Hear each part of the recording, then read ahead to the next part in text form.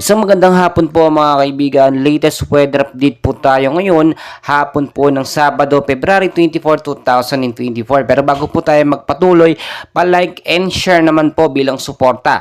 At para na rin po malaman ng ating mga kababayan ang lagay ng panahon. So as of now mga kaibigan, ang hypnosis po natin at binabantayan sa ng panahon ayon na rin po sa DOST Pag-asa. Northeast monsoon po ang nakakaapekto ngayon sa Northern Luzon po yan. No? Makinig po kayo mabuti. Easterlies naman po sa ilang bahagi ng ating bansa.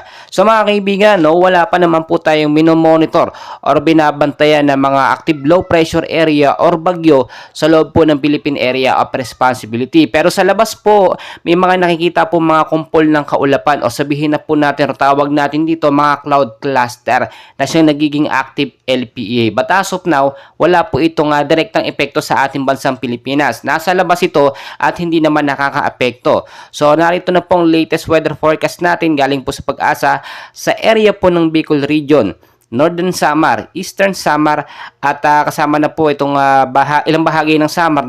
Maulap po na panahon ng mararanasan dyan with isolated light rains to heavy rainfall.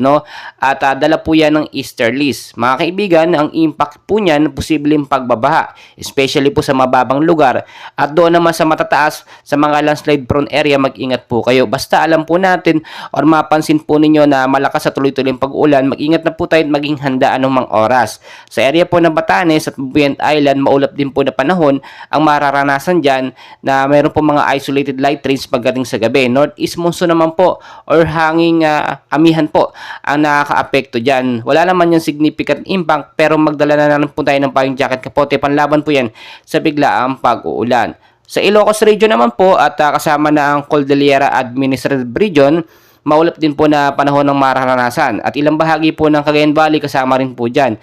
Maulap na panahon with isolated light rains or mahinang pag-uulan, dala po ng hanging amihan or northeast monsoon.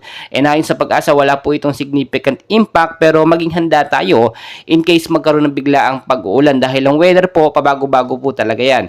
Sa ilang bahagi naman po ng Metro Manila at ng ating bansa, gayon din po maulap na panahon ng mararanasan ngayong hapon at pagdating sa gabi, posible magkaroon po ng mga isolated light rains or heavy rainfall. So mas maganda nga po mga kaibigan na umulan para naman na mawala yung alinsangan or yung init ng panahon dahil nga po nasa El Nino period. Hindi naman ibig sabihin na hindi na uulan. Hindi naman po tayo Middle East. Wala naman tayo sa Middle East para hindi mag-uulan. Tropical country tayo. Kahit sobrang init, nagkakaroon po ng pag-uulan dahil nga po sa mga localized thunderstorm.